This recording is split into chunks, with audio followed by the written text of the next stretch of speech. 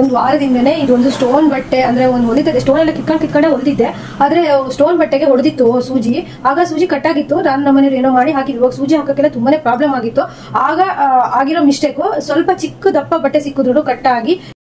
ಇವತ್ತು ಗುರುವಾರ, ಟೈಮ್ ಬಂದು 9:30 ಆಗಿದೆ. ನಾನು ಸ್ನಾನ ಎಲ್ಲ ಮಾಡಿಕೊಂಡು ಇನ್ನು ಪೂಜೆ ಮಾಡಬೇಕು. ಮನೆ ಕೆಲಸ ಎಲ್ಲ ಆಗಿದೆ. ಇನ್ನು ಸ್ವಲ್ಪ ಗುರುವಾರ ಆಗಿರೋದ್ರಿಂದ ಪೂಜೆ ಎಲ್ಲ ಮಾಡಿಬಿಟ್ಟು ಮತ್ತೆ ನಿಮಗೆ ಇವತ್ತು ಏನು ಹೇಳ್ತಾ ಇದ್ದೀನಿ ಅಂದರೆ, ನನ್ನ ಜಾಕ್ ಮಿಷನ್ನು ಏನಾಗಿತ್ತು, ಏನೆಲ್ಲ ಪ್ರಾಬ್ಲಮ್ ಆಗಿತ್ತು, ಅದು ಏನು ರಿಪೇರಿ ಆಗಿತ್ತು ಅಂತ ಹೇಳಿ ಇವತ್ತಿನ ವಿಡಿಯೋದಲ್ಲಿ ಹೇಳ್ತೀನಿ. ನಿನ್ನೆ ವಿಡಿಯೋದಲ್ಲಿ ಹೇಳಿದೆ, ಅಷ್ಟು ಕ್ಲಿಯರಾಗಿ ಹೇಳೋಕ್ಕಾಗಿಲ್ಲ, ಯಾಕಂದರೆ ಅಮಾವಾಸ್ಯೆ ಪೂಜೆ ಮಾಡಿದ್ದೆ. ಅದು ಆ ವಿಡಿಯೋ ಮತ್ತು ಮಿಷನ್ ಏನಾಗಿದೆ ಅಂತ ಸ್ವಲ್ಪ ಹೇಳಿದೆ. ಇವತ್ತು ಕರೆಕ್ಟಾಗಿ ಡೀಟೇಲಾಗಿ ನಾನು ಅಂಗಡಿಯವ್ರಿಗೆ ಫೋನ್ ಮಾಡಿ ಕೇಳಿದೆ ಏನಾಗಿತ್ತು ಅಂತೇಳಿ. ನಿಮ್ಮ ಹತ್ರ ಏನಾದರೂ ಜಾಕ್ ಮಿಷನ್ ಇದ್ದರೆ ಈ ರೀತಿ ಪ್ರಾಬ್ಲಮ್ ಮೊದಲೇ ಆಗದೇ ಇರೋ ಥರ ನೋಡ್ಕೊಳ್ಳಿ. ಅದಕ್ಕೋಸ್ಕರ ನಾನು ಇವತ್ತು ನಂದು ಇದು ಪೂಜೆ ಎಲ್ಲ ಆದಮೇಲೆ, ತಿಂಡಿ ಎಲ್ಲ ಆದಮೇಲೆ ಮಿಷನ್ ಏನಾಗಿತ್ತು ಅಂತ ಹೇಳ್ಬಿಟ್ಟು ನಾನು ಕ್ಲಿಯರಾಗಿ ಹೇಳ್ತೀನಿ. ನೀವು ಈ ಮುಂಜಾಗ್ರತೆನೆಲ್ಲ ವಹಿಸ್ಕೊಂಡ್ರೆ ನಿಮ್ಮ ಮಿಷನ್ನು ಹಾಳಾಗೋದನ್ನು ತಡಿಬೋದು. ನಾನು ಪೂಜೆ ಎಲ್ಲ ಮಾಡಿಕೊಂಡು ಬಂದು ನಿಮಗೆ ಸಿಗ್ತೀನಿ. ಟೈಮ್ ಬಂದು ನೀವು ನೋಡ್ಬೋದು 9:30 ಆಗಿದೆ. ಮನೆ ಕೆಲಸ ಎಲ್ಲ ಮುಗಿಸ್ಕೊಂಡು ಇನ್ನು ಪೂಜೆ ಮಾಡಿ ಬಟ್ಟೆ ಹೊಲಿಯೋಕೆ ಕೂರೋದಷ್ಟೇ. ನಿನ್ನೆ ಅಮಾವಾಸ್ಯೆ ಆಗಿತ್ತಲ್ವ, ಪೂಜೆ ಎಲ್ಲ ಮಾಡಿದ್ದೆ. ಫುಲ್ ಇವತ್ತು ಗುರುವಾರ ದೇವ್ರ ಮನೆ ಎಲ್ಲ ಕ್ಲೀನ್ ಮಾಡಿಕೊಂಡು ಪೂಜೆ ಮಾಡಬೇಕು. ಪೂಜೆ ಮಾಡಿ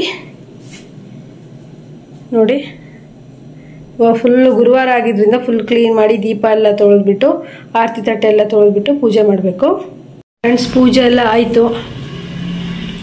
ಇನ್ನು ನಾನು ನನ್ನ ಕೆಲಸ ಬಟ್ಟೆ ಹೊಲಿಯೋದನ್ನು ಶುರು ಮಾಡಬೇಕು. ಗುರುವಾರ ಈ ರೀತಿ ಪೂರ್ತಿ ಕ್ಲೀನ್ ಮಾಡಿ ಪೂಜೆ ಮಾಡಿದ್ದೀನಿ. ನಮ್ಮದು ದೇವ್ರ ಮನೆ ತುಂಬ ಚಿಕ್ಕದು. ನಾನು ದೇವ್ರ ಮನೇಲಿ ಏನೂ ಬೇಡದೇ ಇರೋ ವಸ್ತುಗಳನ್ನು ಇಟ್ಟಿಲ್ಲ. ದೇವ್ರ ಮನೇನ ಯಾವಾಗಲೂ ಕ್ಲೀನಾಗಿ ಇಟ್ಕೊಬೇಕು. ಅಂದರೆ ದೇವ್ರ ಮನೇಲಿ ಬೇಡದಿರೋ ವಸ್ತು, ಬೇಕಾಗಿರೋ ವಸ್ತುಗಳನ್ನು ಇಡ್ತಾರೆ. ಆದರೆ ನಮ್ಮ ಮನೆಯವ್ರಿಗೆ ಸ್ವಲ್ಪ ದೇವ್ರ ಫೋಟೋಗಳನ್ನು ಜಾಸ್ತಿ ಒಟ್ಟು ಹಾಕೋ ಆಸೆ. ಆಗಾಗ ಅವ್ರು ಸ್ವಲ್ಪ ಇಷ್ಟು ಫೋಟೋಗಳನ್ನು ಮಾಡಿಬಿಟ್ಟಿದ್ದಾರೆ. ಎಲ್ಲಿ ದೇವಸ್ಥಾನ ಹೋದ್ರೂ ತೊಗೊಂಡು ಬರ್ತಾರೆ. ನೋಡಿ, ಗುರುವಾರದ ಪೂಜೆ ಈ ರೀತಿ ಇತ್ತು. ದೇವ್ರ ಮನೆ ತುಂಬ ನೀಟಾಗಿ ಕ್ಲೀನಾಗಿರಬೇಕು. ಆಗ ನಮಗೆ ಏನೇ ಮಾಡಿದ್ರೂ ಒಂದು ಕೆಲಸ ಆಗತ್ತೆ. ಹೇಗಾಗಿದೆ ಪೂಜೆ ಅಂತೇಳಿ ಕಮೆಂಟ್ ಮಾಡಿ. ಫ್ರೆಂಡ್ಸ್, ಪೂಜೆ ಎಲ್ಲ ಆದಮೇಲೆ, ನನ್ನ ಕೆಲಸ ಎಲ್ಲ ಆದಮೇಲೆ ಇನ್ನು ಸ್ಟಿಚ್ ಮಾಡೋಕೆ ಕುತ್ಕೊಬೇಕು. ಪೂಜೆ ಎಲ್ಲ ಆಗಿತ್ತು. ಇನ್ನೇನು ರಾತ್ರಿ ತುಂಬ ಬಟ್ಟೆನ ಕಟ್ ಮಾಡಿಟ್ಟಿದ್ದೀನಿ, ಅದನ್ನೆಲ್ಲ ಸ್ಟಿಚ್ ಮಾಡಬೇಕು. ಯಾಕಂದರೆ ಈಗ ಅನ್ಸೀಸನ್ ಆಗಿರೋದ್ರಿಂದ ಬಟ್ಟೆಗಳು ಬೇಗ ನಾವು ಕ್ಲಿಯರ್ ಮಾಡ್ಕೊಂಡ್ಬಿಟ್ರೆ ನೆಕ್ಸ್ಟು ಈಗ ವರಮಹಾಲಕ್ಷ್ಮಿ ಹಬ್ಬ ಮತ್ತು ನಾಗರ ಪಂಚಮಿ ಹಬ್ಬ ಮತ್ತು ಗಣಪತಿ ಹಬ್ಬ ಬಂದಾಗ ನಾವು ಕಸ್ಟಮರ್ ಎಷ್ಟೇ ಅರ್ಜೆಂಟ್ ಬಟ್ಟೆ ತಂದುಕೊಟ್ರು ಸ್ಟಿಚ್ ಮಾಡೋದಕ್ಕಾಗತ್ತೆ. ಹಾಗೆಯೇ ಸಂಜೆನೇ 2-2:30 ಅಷ್ಟೊತ್ತಿಗೆ ಒಂದು ಬ್ಲೌಸ್ ಕೊಡೋದು ಬಂದಿತ್ತು ನಿನ್ನೆ. ನಾನು ಈಗ ತೊಗೊಂಡ್ಬಿಟ್ಟೆ. ಯಾಕಂದರೆ ಇವಾಗ ಯಾವ ಬಟ್ಟೆ ಬಂದ್ರೂ ಸಹಿತ ನಾವು ಅರ್ಜೆಂಟ್ ಬಟ್ಟೆ ಕೊಟ್ಟಾಗೆ ನಾವು ತೊಗೊಬೇಕು. ಕಸ್ಟಮರ್ನ ಅಲ್ಲಿಂದನೇ ನಾವು ಕಸ್ಟಮರ್ ಮಾಡ್ಕೊಬೇಕು. ಯಾಕೋ ಯಾಸ್ಮಿನ್ ಬಂದಿರಲಿಲ್ಲ. ಈಗ ಅನ್ಸೀಸನ್ ಅಲ್ಲ, ಅವಳು ಬಂದರೆ ಒಂದೇ ದಿವಸಕ್ಕೆ ತುಂಬ ಬಟ್ಟೆ ಹೊಲಿತಾಳೆ. ಬೆಳಗ್ಗೆ ಕೂತ್ರೆ ಸಂಜೆ ತನಕ ಹೊಲಿತಾಳಲ್ವ. ಹಾಗಾಗಿ ನಾನಿನ್ನು ಟೈಲರಿಂಗ್ ಮಿಷನ್ನೆಲ್ಲ ಒರೆಸ್ಕೊಂಡೆ. ನೋಡಿ, ಇಷ್ಟು ಬಟ್ಟೆ, ಇದು ಇನ್ನೂ ಬಟ್ಟೆ ಕಟ್ ಮಾಡಿದ್ದೀನಿ. ಈಗ ರೀಸೆಂಟಾಗಿ ಹೊಲಿಬೇಕು ಅಂತ ಹೇಳ್ಬಿಟ್ಟು ನಿನ್ನೆ ಒಂದು ಬಟ್ಟೆ ಬರೋದಕ್ಕಿಂತ ಮುಂಚೆ ಇಷ್ಟು ಬಟ್ಟೆ ಕಟ್ ಮಾಡಿ ಇಟ್ಕೊಂಡಿದ್ದೆ. ಇದಕ್ಕಿಂತ ಮುಂಚೆ ಇನ್ನೊಂದು ಬ್ಲೂ ಸೀರೆ ಇದೆ, ಅದು ಇಲ್ಲೇ ನಮ್ಮ ಸ್ಟೂಡೆಂಟ್ ಕಡೆಯಿಂದ ಬಂದಿರೋದು.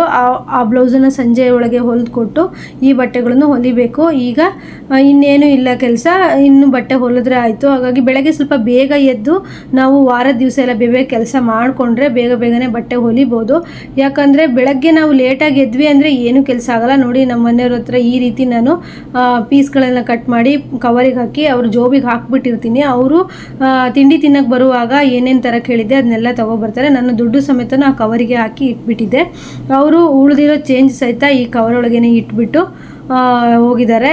ನೋಡಿ, ನಾನು ಇನ್ನೇ ರಾತ್ರಿನೂ ತರಿಸಿದ್ದೆ, ಅದನ್ನೆಲ್ಲ ಕಟ್ಟಿಂಗ್ ಮಾಡಿ ಇಟ್ಕೊಂಡೆ. ಈಗ ಬೆಳಗ್ಗೆನೂ ಬೇಕಾಗಿರುತ್ತಲ್ವ, ಎಲ್ಲ ಲೈನಿಂಗು ಫಾಲು ಎಲ್ಲ ತರಿಸಿದೆ. ಫಸ್ಟೆಲ್ಲ ನಾನು ಹೋಲ್ಸೇಲಾಗಿ ಲೈನಿಂಗು ಫಾಲು ತರ್ತಾ ಇದ್ದೆ. ನನ್ನ ಮಗಂಗೆ ಫಸ್ಟ್ PUC ಸ್ವಲ್ಪ ಎಜುಕೇಷನ್ಗೆ ಅಮೌಂಟ್ ಜಾಸ್ತಿನೇ ಖರ್ಚು ಮಾಡ್ತಾ ಇರೋದ್ರಿಂದ ಹೋಲ್ಸೇಲ್ ತರ್ತಾ ಇಲ್ಲ. ಇನ್ನು ನೋಡಬೇಕು, ಸ್ವಲ್ಪ ಟೈಮ್ ಬಿಟ್ಟು ಒಂದು ಸ್ವಲ್ಪ ಹೋಲ್ಸೇಲಾಗಿ ಲೈನಿಂಗು ಫಾಲ್ ಎಲ್ಲ ತಂದಿಟ್ಕೊಂಡ್ರೆ ಪದೇ ದಿನಾನು ಅದಕ್ಕೆ ದುಡ್ಡು ಹಾಕೋದು ತಪ್ಪತ್ತೆ. ನಮಗೇನು ಟೈಲರ್ಗಳಿಗೆ ಲೈನಿಂಗು ಫಾಲು ಮತ್ತು ಲೇಸು ದಾರ ಅದನ್ನೆಲ್ಲ ತೊಗೊಂಬಂದರೆ ಏನೂ ಲಾಸ್ ಆಗೋಲ್ಲ. ಯಾಕಂದರೆ ನಮಗೆ ಪ್ರತಿದಿನ ಬಟ್ಟೆ ಹೊಲಿಯೋಕ್ಕೆ ಇರುತ್ತಲ್ವ.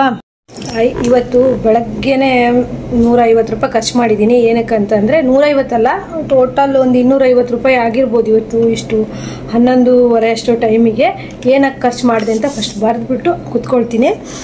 ನನಗಿವತ್ತು ಇಲ್ಲಿ ಬುಕ್ಕಲ್ಲಿ ನಾನು ಬಂದಿರೋ ಅಮೌಂಟು ಮತ್ತು ಖರ್ಚಾಗಿರೋ ಅಮೌಂಟ್ ಅಂತ 2 ಪೋರ್ಷನ್ ಮಾಡ್ಕೊಂಡಿದ್ದೀನಿ. ಇವತ್ತೇನು ಇನ್ನು ಇದುವರೆಗೂ ದುಡ್ಡು ಬಂದಿಲ್ಲ. ಖರ್ಚಾಗಿರೋದು ಅಂತಂದರೆ ಮಗನ ಬಸ್ಸಿಗೆ 20 ರೂಪಾಯಿ ಕೊಟ್ಟೆ, ನಾನು 20 ಕೊಟ್ಟೆ, ನಮ್ಮ ಮನೆಯವರು 20 ರೂಪಾಯಿ ಕೊಟ್ಟರು. ಆಮೇಲೆ ಹಾಲು ತರಿಸ್ದೆ 50 ರೂಪಾಯಿದು, ಮತ್ತು 150 ರೂಪಾಯಿದು ಟೈಲರಿಂಗ್ ಮೆಟೀರಿಯಲ್ಸ್ ತರಿಸ್ದೆ. ಅಲ್ಲಿಗೆ 220 ರೂಪಾಯಿ ನಂದು ಇದುವರೆಗೆ ಇಷ್ಟುವರೆಗೆ ಖರ್ಚಾಯ್ತು ಇವತ್ತಿನ ದಿನ. ಇವತ್ತು ಯಾವ ವಾರ? ಗುರುವಾರ.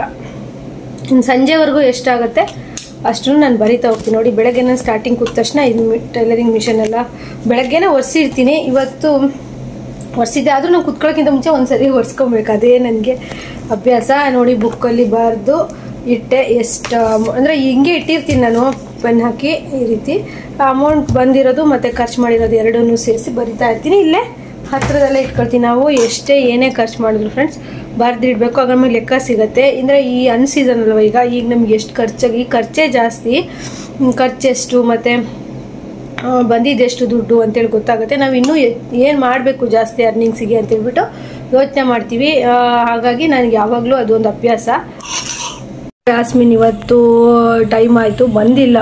ಅವ್ರ ಅಕ್ಕ ಪ್ರೆಗ್ನೆಂಟ್ ಇದ್ದಾರೆ, ಏನೋ ಹಾಸ್ಪಿಟ್ಲಿಗೆ ಕರ್ಕೊಂಡು ಹೋಗೋದಾದ್ರೆ ಬರಲ್ಲ. ನನ್ನ ಮಿಷನ್ನು ಏನಾಗಿತ್ತು ಹಾಳಾಗಿತ್ತು ಅಂತ ಹಾಕಿದ್ನಲ್ವ ಪಾಪ. ನಂಗೊಬ್ರು ಸಿಸ್ಟರ್, ನಾನು ಅವ್ರ ಹೆಸರು ನಾನು ಹೇಳ್ತೀನಿ.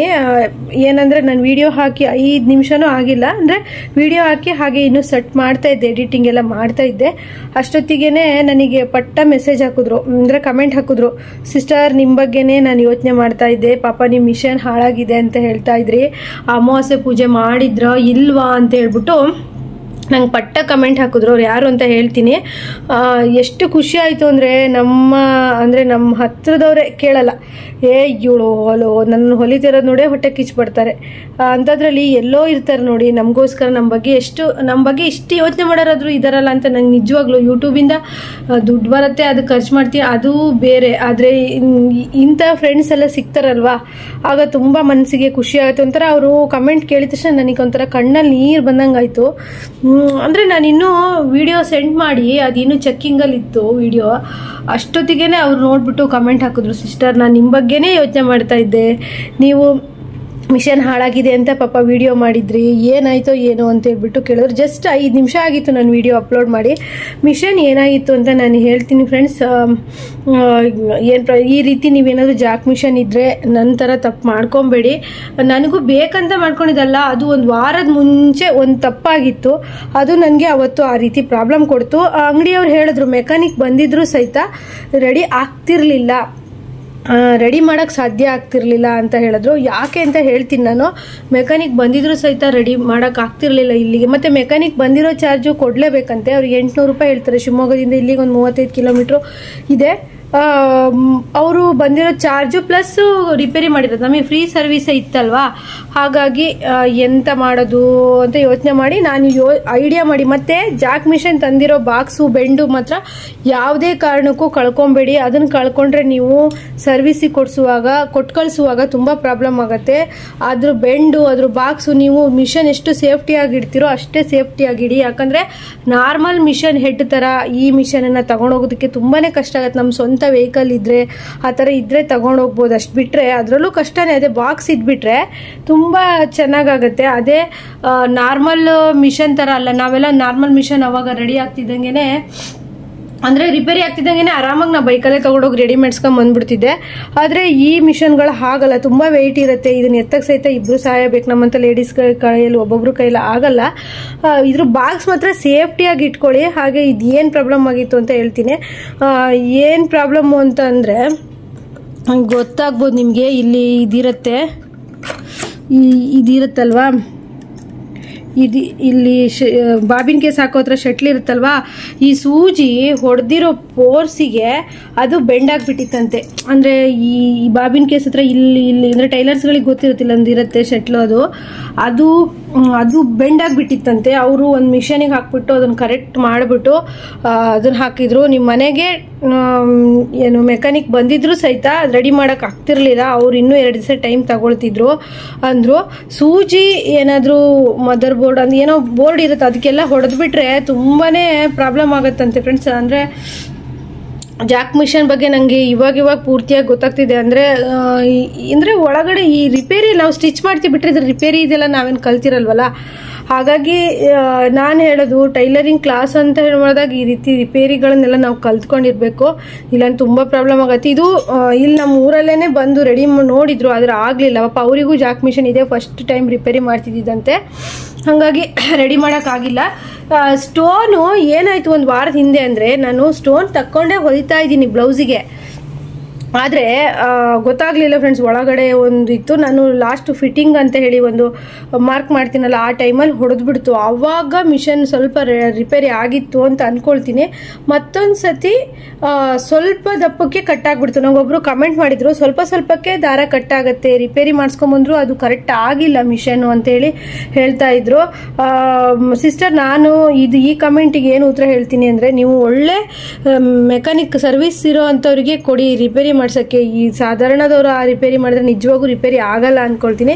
ಅವ್ರು ಹೇಳಿದ್ರು ರೆಡಿ ಮಾಡಿಸ್ಕೊಂಡು ಬಂದಿದ್ದಾರೆ ಅಂತ. ಒಂದ್ಸತಿ ಪ್ರಾಬ್ಲಮ್ ಆಗಿತ್ತಂತೆ, ರೆಡಿ ಮಾಡಿಸ್ಕೊಂಡು ಬಂದರೂ ಸಹಿತ ರೆಡಿ ಆಗಿಲ್ಲ ಅಂತ ಹೇಳ್ತಾರೆ. ಪಾಪ ನನಗೆ ರೆಡಿ ಮಾಡಿಕೊಟ್ಟವರು SR ಸನ್ಸ್ ರಾಘು ಸರ್ ಅಂತ ಹೇಳ್ಬಿಟ್ಟು ಶಿವಮೊಗ್ಗದಲ್ಲಿ ಜುವೆಲ್ ಕ್ಲಾಸ್ ರೋಡ್ ಹತ್ರ ಬರುತ್ತೆ. ನೀವು ಅವರು ಮಿಷನ್ಗಳು ಸಹಿತ ರೆಡಿ ಮಾಡ್ತಾರೆ. ಹಾಗೆ ನಿಮ್ಗೆ ಯಾವುದೇ ಥರ ಮಿಷನ್ ಬೇಕಿದೆ ತರಿಸ್ಕೊಡ್ತಾರೆ. ನಂದು ಎಂಬ್ರಾಯ್ಡ್ರಿ ಮಿಷನ್ ಆಗಿರ್ಬೋದು, ಜಾಕ್ ಮಿಷನ್ 2 ಆಗಿರ್ಬೋದು, ಓವರ್ಲಾಕ್ ಮಿಷನ್ ಆಗಿರ್ಬೋದು, ಯಾವುದು ಬೇಕಾದ್ರೂ ತರಿಸಿ ಕೊಡ್ತಾರೆ. ತರಿಸಲ್ಲ, ಅವ್ರ ಅಂಗಡಿ ತುಂಬ ದೊಡ್ಡ ಅಂಗಡಿ. ಅಂದರೆ ಈ ಜಾಕ್ ಮಿಷನು ಮತ್ತು ಎಂಬ್ರಾಯ್ಡ್ರಿ ಮಿಷನ್ ಇನ್ನೊಂದು ಬರುತ್ತೆ ನೋಡಿ, ಅದೆಲ್ಲ ಆದರೆ ಅವ್ರ ಹತ್ರ ಏನು ಸ್ಟಾಕ್ ಇಟ್ಕೊಂಡಿರಲ್ಲ. ನಿಮಗೆ ಕೂಡಲೇ ಆರ್ಡ್ರ್ ಮಾಡಿ 1-2 ದಿವಸಕ್ಕೆ ನಿಮಗೆ ಕೊಡ್ತಾರೆ. ತುಂಬ ಚೆನ್ನಾಗಿ ಸರ್ವಿಸ್ ಕೊಡ್ತಾರೆ.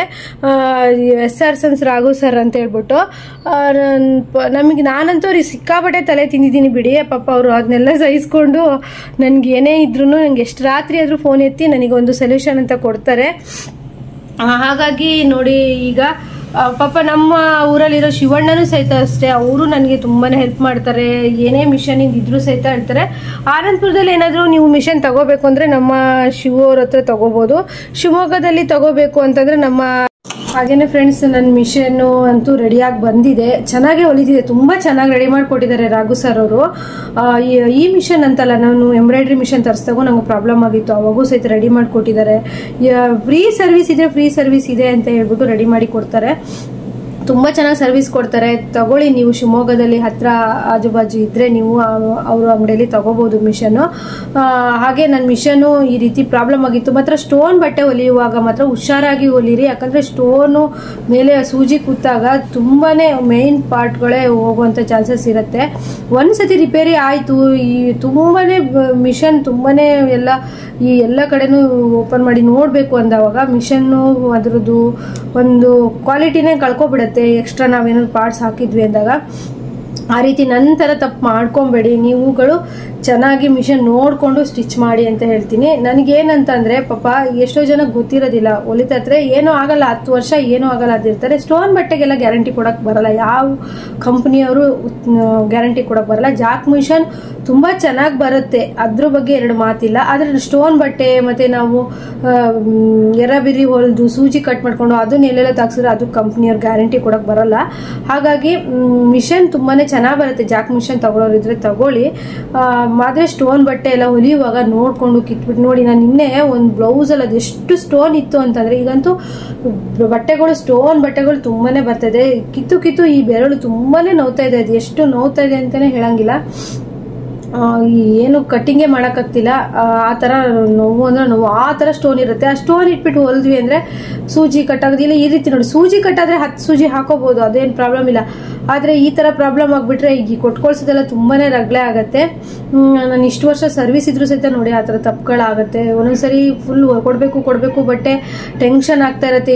ಇವಾಗ ಅದು ಯೂನಿಫಾರ್ಮ ಬೆಳಗ್ಗೆ ಬೇಕೇ ಬೇಕು ಅಂತ ಹೇಳಿದ್ರು. ಹಾಗಾಗಿ ನಾನು ಬೇಗ ಬೇಗ ಹೊಲಿತಾ ಇದ್ದೆ. ಈಗ ನೋಡಿದ್ರೆ ಈ ಥರ ಆಗಿ ಈಗೇನೋ ದೇವ್ರ ದಯೆ ನಿನ್ನೆ ಅಮಾವಾಸ್ಯೆ ಪೂಜೆ ಮಾಡೋದಕ್ಕೆ ನನ್ನ ಮಿಷನ್ ಬಂತು. ಹಾಗಾಗಿ ಏನೋ ದೇವ್ರು ನೆನೆಸ್ಕೊಂಡು ನಾನು ನಿನ್ನೆ ಅಮಾವಾಸ್ಯೆ ಪೂಜೆನೂ ಖುಷಿಯಿಂದ ಮಾಡಿದೆ. ಆ ಸಿಸ್ಟರ್ ನಂಗೆ ಕೇಳಿದ್ರು, ಪಾಪ ಅಮಾವಾಸ್ಯೆ ಪೂಜೆ ಮಾಡಿದ್ರೋ ಇಲ್ಲೋ ರೇವತಿ ಅಕ್ಕ ಅಂತ ಹೇಳ್ಬಿಟ್ಟು. ನಂಗೆ ಅವ್ರ ಮೆಸೇಜ್ ನೋಡಿ ತುಂಬಾ ಇಷ್ಟ ಆಯಿತು. ಫ್ರೆಂಡ್ಸ್, ಇದೇ ರೀತಿನೇ ನನ್ನ ವೀಡಿಯೋಸ್ ನೋಡ್ತಾ ಇರ್ತೀರಾ, ನನ್ನ ಹತ್ರ ಮಾತಾಡಬೇಕು ಅಥವಾ ರೇವತಿ ಅಕ್ಕನ ಹತ್ರ ಕೇಳಬೇಕೇನಾದ್ರು ಸೊಲ್ಯೂಷನ್ ಅಂತ ಅನ್ಕೊಳ್ತಿರ್ತೀರಾ. ಅದಕ್ಕೆ ನಿಮ್ಗೆ ಆ ಥರ ಏನಾದ್ರು ಇದ್ರೆ ಕಮೆಂಟ್ಸ್ ಮಾಡಿ, ನಂಬರ್ ತಗೊಂಡು ಫೋನ್ ಮಾಡಿ, ನಾನು ಮಾತಾಡ್ತೀನಿ. ಹಾಗೆ ಅನ್ಕೊಂಡಿದ್ದಾರೆ ಮಾತಾಡ್ತಾರೋ ಇಲ್ಲ, ಯೂಟ್ಯೂಬರು ಅಂದರೆ ಒಬ್ಬೊಬ್ರು ಮಾತಾಡ್ತಾರೆ, ಒಬ್ಬೊಬ್ರು ಮಾತಾಡಲ್ಲ, ಆ ಥರ ಇರ್ತಾರೆ. ನಾನು ಆ ಥರ ಇಲ್ಲ, ಯಾರೇ ಫೋನ್ ಮಾಡಿದ್ರು ನನಗೆ ಟೈಮ್ ಇದ್ರೆ ರಿಸೀವ್ ಮಾಡಿ ಮಾತಾಡ್ತೀನಿ. ಬ್ಯುಸಿ ಇದ್ರೆ, ವಿಡಿಯೋ ಮಾಡ್ತಾ ಇದ್ರೆ, ವಿಡಿಯೋ ಶೂಟ್ ಮಾಡ್ತಾ ಇದ್ರೆ, ಕಸ್ಟಮರ್ ಇದ್ರೆ ಸ್ವಲ್ಪ ಕಷ್ಟ ಆಗುತ್ತೆ. ಇಷ್ಟು ನನ್ನ ಮೇಲೆ ಒಂದು ಪ್ರೀತಿ ವಿಶ್ವಾಸ ಇಟ್ಕೊಂಡಿರೋ ನಿಮ್ಗೆಲ್ರಿಗೂ ಧನ್ಯವಾದಗಳು ಹೇಳ್ತೀನಿ. ಹಾಗೆ ನನ್ನ ಮಿಷನ್ ಅಂತೂ ರೆಡಿಯಾಗಿ ಬಂತು. ನಾನೀಗ ಬಟ್ಟೆ ಹೊಲಿಬೇಕು. ಯಾಸ್ಮಿನ್ ಯಾಕೋ ಬಂದಿಲ್ಲ, ಸಂಜೆ 4 ಗಂಟೆಗೆ ಒಂದು ಬ್ಲೌಸ್ ಕೊಡಬೇಕು. ಹಾಗೆಯೇ ನಾನು ಇವಾಗ ತೋರಿಸೋದನ್ನೆಲ್ಲ ಕಟ್ ಮಾಡಿರೋ ಬಟ್ಟೆ ಸಹಿತ ಹೊಲಿಬೇಕು. ಈ ವಿಡಿಯೋ ನಿಮ್ಗೆ ಇಷ್ಟ ಆಗಿದ್ರೆ ಲೈಕ್, ಶೇರ್, ಕಮೆಂಟ್ ಮಾಡಿ. ಹೀಗೇನೆ ನೆಕ್ಸ್ಟ್ ವಿಡಿಯೋದೊಂದಿಗೆ ಮತ್ತೆ ಬರ್ತೀನಿ. ಬಾಯ್.